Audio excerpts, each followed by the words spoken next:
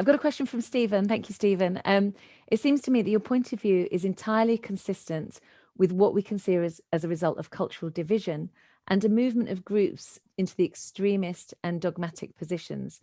Is this, in your opinion, a driving force in what causes a civilization to collapse? Very definitely, yes. Thank you for that question. It's a very good one.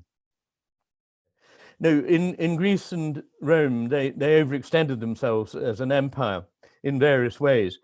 And this resulted in a sort of formalization, fossilization, a simplification, a schematization, a categorization of people and situations.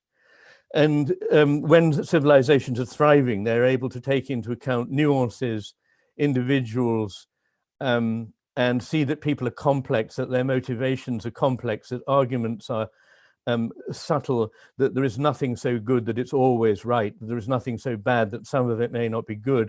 All of this has been utterly lost in our world and replaced by a really frightening, to me, it's the most frightening thing after the environmental crisis, because obviously that's the most important thing. If we don't have a planet, then we can't survive.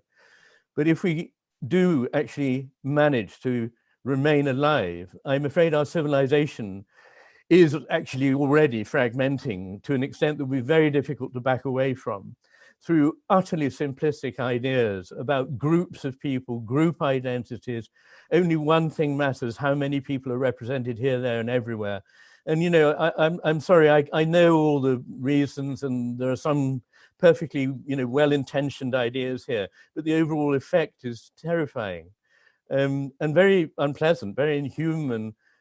It's absolutely not based on empathy. It's based on a kind of narcissistic view of being right and not actually being able to recognize that your opponent has, you know, is a human being and actually also has, may have actually some very complex things to juggle that you're not seeing.